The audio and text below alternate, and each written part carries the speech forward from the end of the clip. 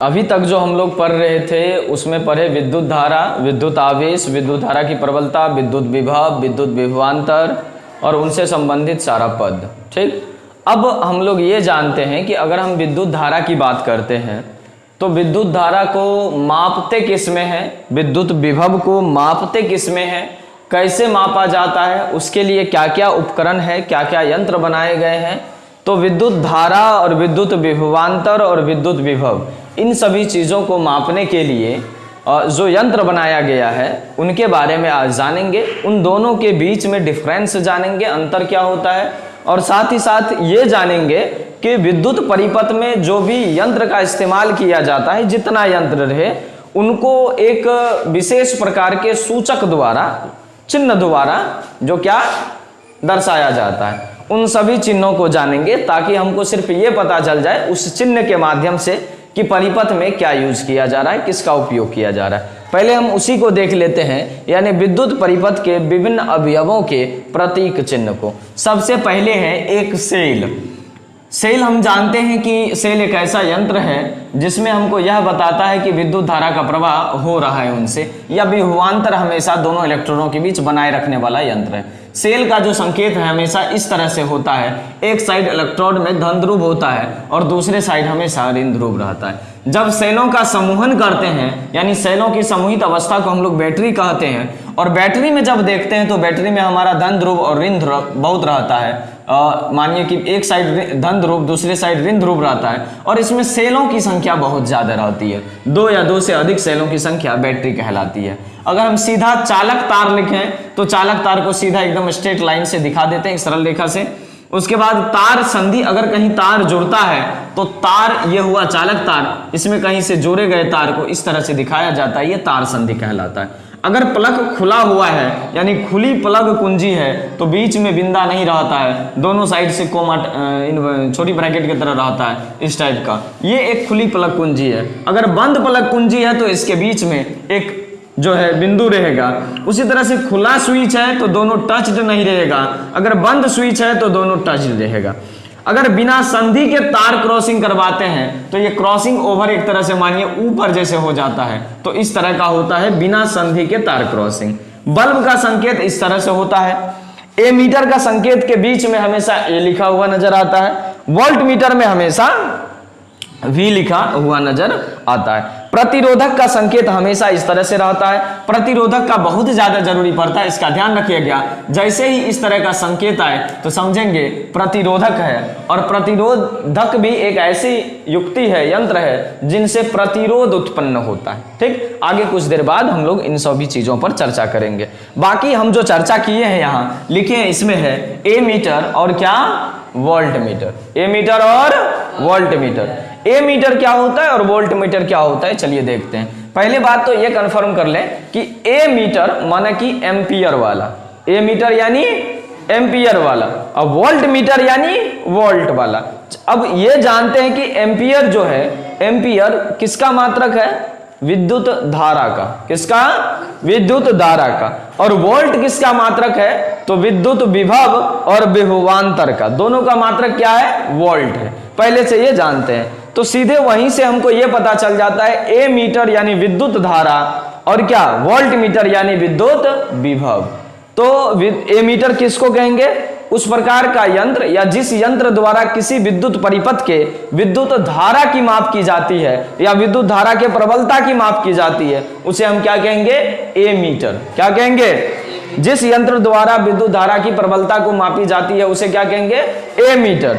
और ए मीटर, जरा सोचो, अगर एक परिपथ में कई जगह विद्युत परिपथ है ना, पंखा चल रहा है, बल्ब चल रहा है, फ्रिज चल रहा है, बहुत कुछ चल रहा है, अगर हम किसी एक परिपथ में विद्युत के ए मीटर को जोड़ दें तो हमको धारा का पूरा मालूम नहीं हो पाएगा। जैसे मान लीजिए कोई भी अगर एक है, यहाँ है एक सोर्स है विद्युत परिपथ, यहाँ एगो तार गया, यहाँ एगो तार गया, यहाँ एगो तार गया, ये तार मान लीजिए पंखा का, और यहाँ हम ए मीटर जोड़ते हैं तो हमको धारा का पूरा पता नहीं चल पाएगा। कैसे चलेगा, क्योंकि धारा तो यहां से निकल रही है विद्युत धारा, अब इधर जोड़ दिए, इधर जोड़ दिए, तो पूरा परिपथ का हमको विद्युत धारा ज्ञात नहीं होगा।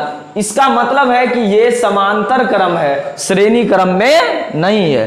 ए मीटर को हमेशा विद्युत परिपथ में श्रेणी क्रम में जोड़ा जाता है। क्यों जोड़ा जाता है, कारण बता दिए, क्योंकि उनसे इस प्रकार जोड़ा जाएगा श्रेणी क्रम में, इसलिए जोड़ा जाता है ताकि उनसे प्रवाहित धारा का कुल परिणाम प्राप्त किया जा सके। ठीक, अब यहां कैसे जोड़ेगा, इस जगह तीनों है अस्थिर, तो उससे पहले क्या जोड़ दिया जाएगा, ए मीटर। क्या, ए मीटर, ये सोर्स है विद्युत परिपथ का सोर्स, यहां से पहले ही जोड़ दिया जाएगा क्या, ए मीटर। कितना धारा जाएगा यहीं से पता चल जाएगा, फिर इधर जाके इसको बांटेगा। तो ये बांटने वाली भाग क्रिया जो है कहलाता है समांतर क्रम में जोड़ना, और सीधे लाइन में जोड़ रहा है तो क्या कहलाएगा, श्रेणी क्रम में जोड़ना। आगे पढ़ेंगे समांतर क्रम और श्रेणी क्रम क्या होता है। तो ए मीटर माने क्या, श्रेणी क्रम में जोड़ेगा। क्या मापेगा ए मीटर, विद्युत धारा को मापेगा। क्या मापेगा, विद्युत धारा को मापेगा। ए मीटर है तो इसका स्केल जो है हमेशा किस रूप में रहेगा, एम्पियर में। किस रूप में रहेगा, एम्पियर में। ए अंकित रहेगा हमेशा वहां। ठीक, तो एम्पियर हो गया हमारा ए मीटर, और ये विद्युत धारा को मापेगा। दूसरा हमारा क्या है, वोल्ट मीटर। क्या, वोल्ट मीटर। वोल्ट मीटर में क्या है, वोल्ट मीटर जिस यंत्र द्वारा किसी विद्युत परिपथ के किन्हीं दो बिंदुओं के बीच के विभवांतर को मापा जाता है। अगर विद्युत बिंदुओं के विभवों को मापा जाए ना, या दो बिंदुओं के बीच के विभवांतर को मापा जाए, कैसे मापेंगे, तो विभवों के मापन के बाद ही विभवांतर को मापते हैं, और विभवांतर के मापने वाले यंत्र को हम लोग क्या कहेंगे, वोल्ट मीटर। क्या कहेंगे, और वोल्ट मीटर को कैसे मापेगा, चूंकि दो बिंदुओं के बीच के विभव को माप रहा है, तो जब भी बिंदु का निर्माण होगा तो यहां जरूरी नहीं कि हमको सीरीज ही लेना पड़े, यानी समांतर क्रम, श्रेणी क्रम ही लेना पड़े। हम यहां से अलग अलग, हमको इतना दूर का विभवांतर मापना है, इतना वोल्ट इसको देंगे पंखा को, इतना वोल्ट किसको, बॉल को, इतना वोल्ट टीवी को, इतना वोल्ट फ्रिज को, इतना वोल्ट फलना को, इतना वोल्ट चिल्ला को। इस तरह से माप के हम लोग छोड़ देते हैं। हाँ, इतना इतना वोल्ट ले रहा है, कितना वोल्ट का उठ रहा है, तो इतना वोल्ट उठ रहा है। सब चीज में देखिए वोल्ट लिखा होगा। चार्जर उठाइएगा 3.5 वोल्ट, ठीक, देखिएगा चार्जर में। वाट एक अलग चीज है, ठीक है ना। वाट भी जहां लिखा होगा बल्ब में, जैसे 100 वाट का बल्ब लाते हैं ना, उस पर देखिएगा 60, अगर 60 वाट वाला बल्ब है तो इस तरह से लिखा रहता है 60 वोल्ट 220, 60 वाट 220 वोल्ट करके रहता है, देखिएगा। ठीक, क्योंकि 220 वोल्ट वाला तार हम लोगों की तरफ ज्यादातर गुजारा गया। 220 या 200, 440 ये मिलेगा चारों तरफ। 11,000 तो जानबे करते हैं, जहां जहां था धीरे धीरे खोला जा रहा है, नहीं खोला जा रहा है।